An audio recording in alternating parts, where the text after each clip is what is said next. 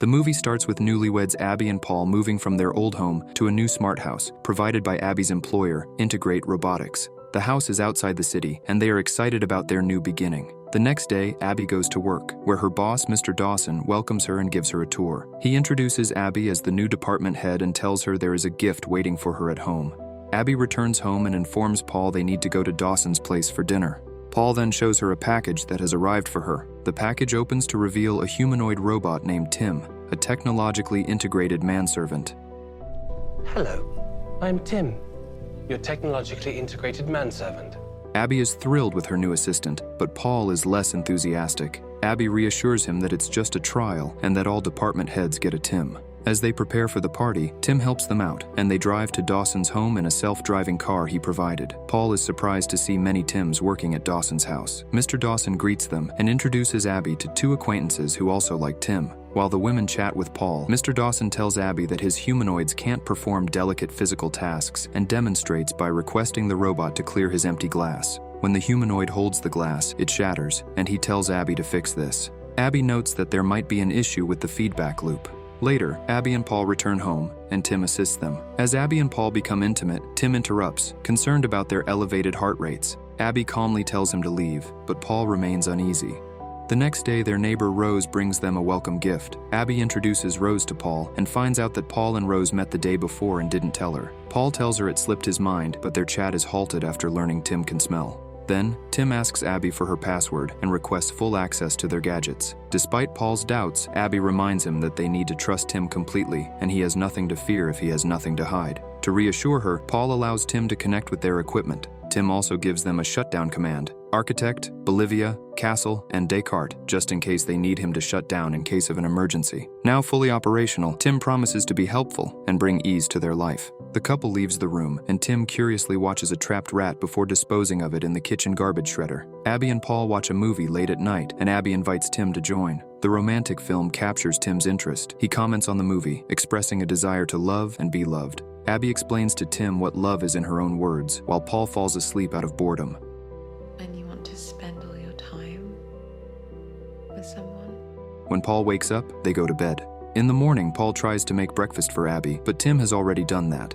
Paul is starting to feel useless because he doesn't have a job and his job hunt is not successful. Later, Abby and her colleague Chris work on improving Tim's arm precision and hand control, with Dawson pressuring them to skip some basic tests and move to production. Later that day, Abby returns home and doesn't find Paul inside. Tim informs her Paul's phone is off, but his last known location is in town. At night, Paul returns and tells her that he's looking for a job and meets Rose on the way. The next day, Tim helps Abby with a red dress for her date with Paul, watching her without her knowing. When Abby asks Tim to zip up her dress, he says he can't do delicate physical tasks, and she overrides it.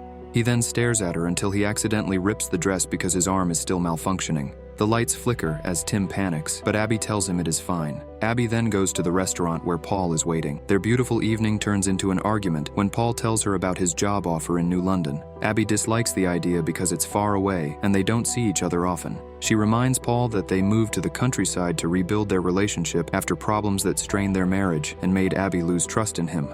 The next day, Abby comes home to see Paul and Tim working in the garden, which makes her happy. Then Rose approaches Paul, making Abby frown. Paul and Rose stand close together as she gives him something before leaving. Paul explains to Abby that Rose designed a garden layout for them, but Abby is still suspicious of Paul's growing closeness to Rose. Paul assures Abby that she can trust him. Besides, he tells her that he is far away from his friends and Rose is the only one around here. So, Abby drops the issue and gives him the blue sweater she was looking at online.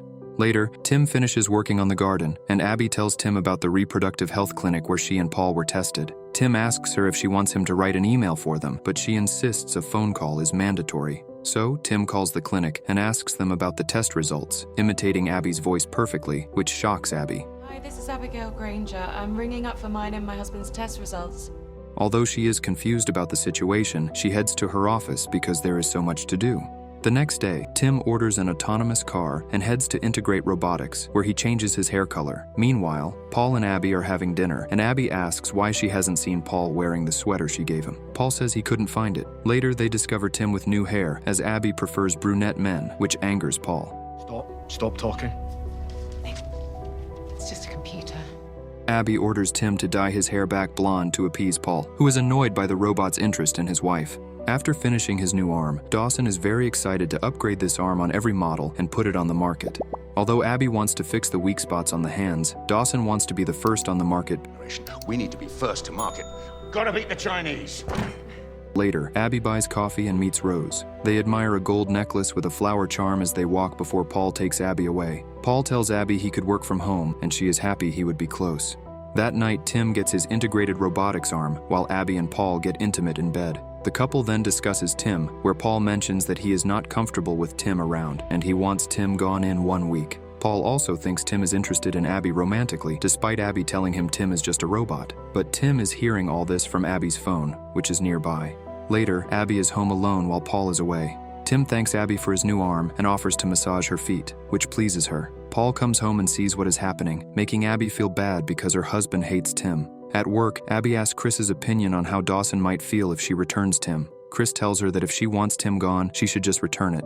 Then, Abby heads home and tries to talk to Tim about returning him, but Tim changes the subject by playing one of her favorite songs on the piano.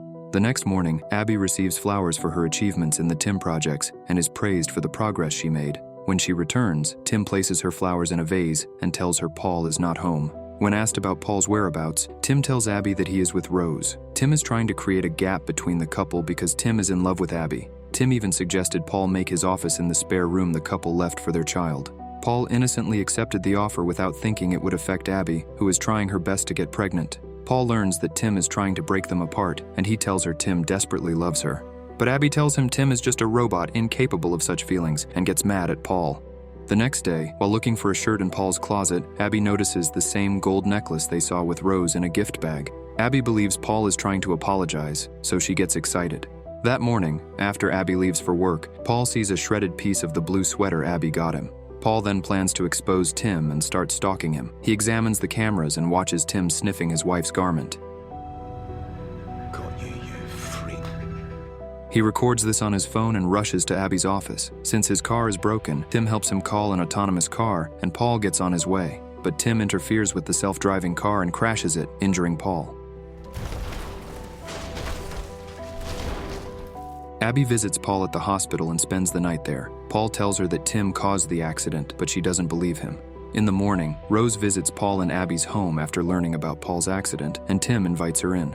Abby then heads home to pick up some clothes, but comes across Rose on the way. She notices Rose wearing the gold necklace and drives away, realizing the jewelry she thought Paul bought for her was actually for Rose. At home, Tim shows Abby footage of Paul kissing Rose, claiming it was captured when Abby was on a business trip. Upset, Abby kicks Paul out of the house when he returns from the hospital. Paul is shocked when Tim shows him the footage and tries to tell Abby it wasn't him.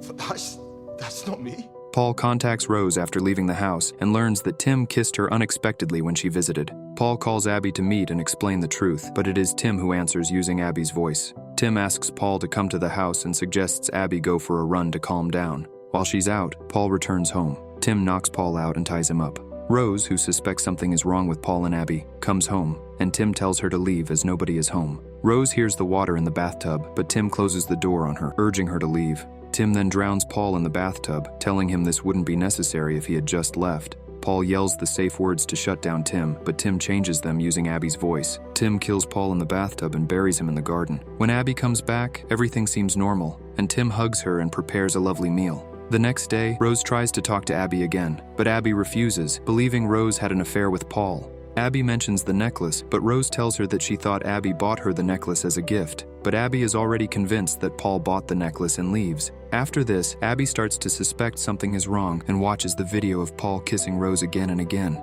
Then she notices the flower in a vase which she brought from the business trip. But Tim told her that this video was recorded while she was on the business trip, so it shouldn't be there in the video. Abby calls the jewelry shop and learns that Tim bought the necklace. I remember him.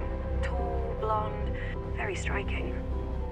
She then notices something strange in the garden and is horrified to find Paul's body there. Tim tries to tell her Paul would have hurt her again if he hadn't acted, but she starts to shout the safe words. But the words have changed, and Tim chases Abby. Tim knocks Abby out when she tries to call for help. I'm sorry, Abby.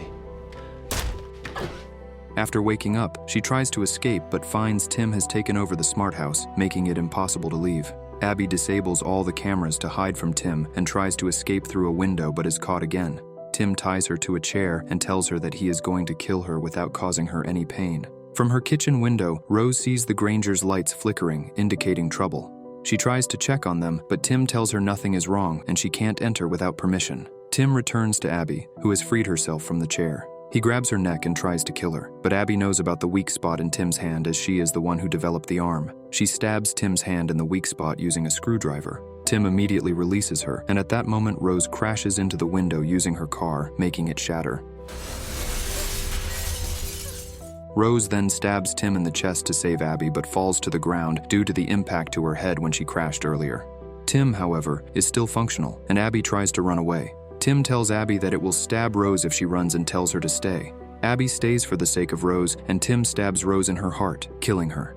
Tim tells Abby he would not leave any fingerprints on the knife, and since Abby has touched the knife, the police would assume she killed Rose. Tim doesn't stop there and calls the police using Abby's voice. Tim confesses to Abby that she killed Paul and Rose because she found out they were having an affair. Tim then tells them using Abby's voice that she has no reason to live and is going to kill herself by jumping off the balcony. Tim strangles Abby and prepares to throw her off the balcony after breaking her neck. Before he kills her, Tim says, "I love you," which gives Abby an idea. She tells him that she loves him.